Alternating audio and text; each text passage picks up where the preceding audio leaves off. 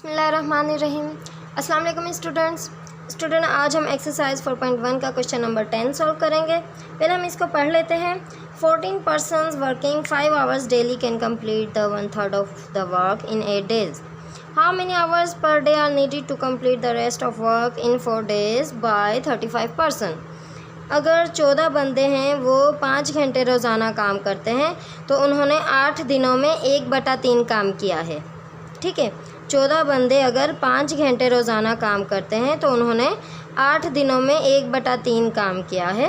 अब हमने दूसरे पार्ट में क्या हमें बोल रहे हैं, हमने घंटे मालूम करने हैं कि वो 4 दिन काम करें और बाकी 35% हो। अगर 35% 4 दिन काम करें तो उन्हें रोज़ कितने घंटे काम करने पड़ेंगे। अब इसमें जो है वो 4 चीज़ें यूज़ हुई हैं।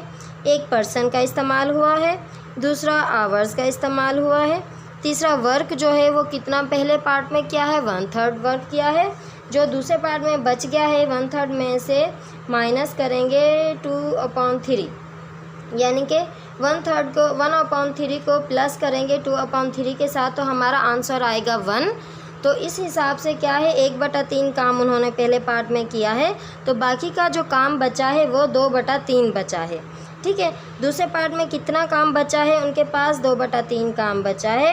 अब उनके पास 4 मज़दूर हैं, 35 मज़दूर हैं जो कि 4 दिन काम करेंगे।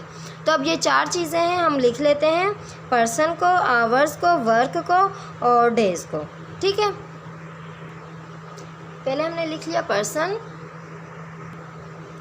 तो पहले पार्ट में हमें बताया गया है कि 14 पर्सन हैं। कितने आवर वो काम करते हैं, 5 आवर काम करते हैं। काम कितना किया है उन्होंने 1/3 किया है, और जो कितने दिनों में किया था 8 दिनों में। अब बाकी का जो काम बचा है वो 35% करेंगे।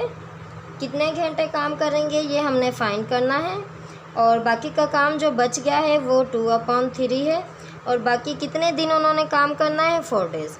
अब हमने पहले क्या करना है, लेट कर लेना है। Let number of hours is equal to x.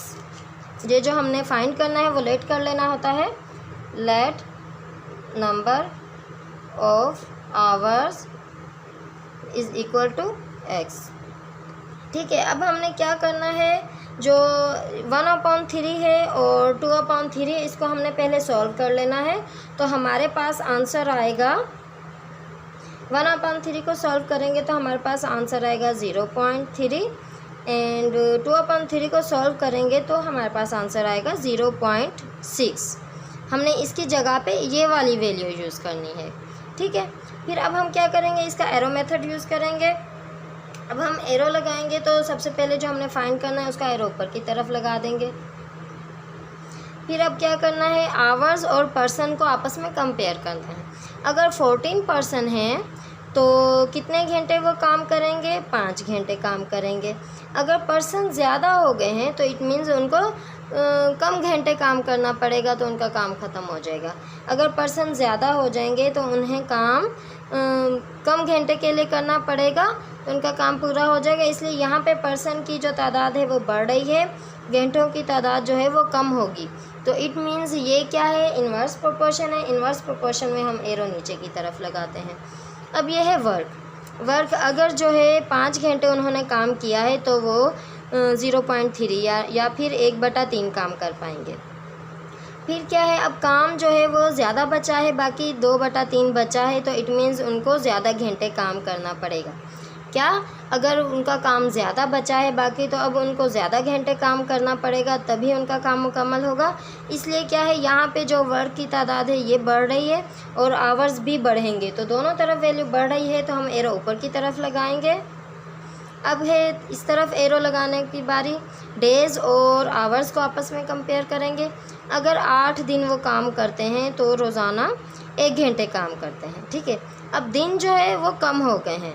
अब दिन उन्होंने कम कर दिए हैं तो इट मीन्स उनको डेली बेस पे ज़्यादा काम करना पड़ेगा, फिर ही उनका काम मुकम्मल होगा। अब क्या है, दिन जो हैं वो कम हो रहे हैं तो उनका काम ज़्यादा करना पड़ेगा। तो एक तरफ वैल्यू कम हो रही है, दूसरी तरफ वैल्यू बढ़ रही है, तो इट मीन्स ये है इन्वर्स प्रोपोर्शन। हम इसका एरो नीचे की तरफ लगाएंगे। ठीक है, अब क्या है, हम इनको लिख लेते हैं। ये 4 वैल्यूज़ हैं, हम इन चारों को लिखेंगे। तो पहले हम लिखेंगे x/5 is equal to 14/35 multiply by, और ये है 0.6/0.3 मल्टीप्लाई बाय 8/4। हम क्या करेंगे, इनको आपस में कैंसिल आउट करेंगे पहले। तो सबसे पहले जो कैंसिल आउट हो रहा है, तो 4 1 4, 4 2 8। अब यहाँ पे ये पॉइंट और 0 पॉइंट आपस में कैंसिल आउट हो जाएगा। 3 1 3, 3 2 6। यहाँ पे है 7 2 14 एंड 7 5 35। तो हमारे पास जो बच गया 2 2 2, इन तीनों को हम आपस में मल्टीप्लाई करेंगे तो हमारे पास आंसर आएगा 2 2 4, 4 2 8। ठीक है, अब इनको आपस में यहाँ पे 5 बच गया है। 5 1 5, 5 1 5, हमारे पास बच गया 8/5। हम इसको यहाँ पे लिख लेते हैं, x इज़ इक्वल टू 8/5। और क्या है, ये जो 5 है ये दूसरी तरफ आ जाएगा तो ये मल्टीप्लाई में तब्दील हो जाएगा। यहाँ पे कुछ नहीं है तो समझो हमने 1 लगा दिया। अब हमने इसको कैंसिल आउट करके देखना है, तो ये 5 आपस में कैंसिल आउट हो गया। 5 1 5, 5 1 5। तो हमारे पास क्या बचा, 8 8 1 8, 1 1 1, इसलिए 1 लिखें ना लिखें कोई फ़र्क नहीं पड़ता। तो हमारा आंसर आया है 8। हमने फ़ाइंड किया था, आवर्स फाइंड किया था। अब क्या है, जो मज़दूर वो 8 घंटे रोज़ काम करेंगे तो उनका काम मुकम्मल हो जाएगा। ठीक है, ये है हमारा आंसर। आप स्टूडेंट, आपको समझ आ गया होगा हमने किस तरीके से इसको सॉल्व किया है। अगर फिर भी स्टूडेंट कोई परेशानी है तो आप हमें कमेंट कर सकते हैं, और अगर वीडियो अच्छी लगी तो लाइक ज़रूर करना। Okay student, don't forget to like, share and subscribe. Thanks for watching. अल्लाह हाफिज़, बाय बाय, टेक केयर।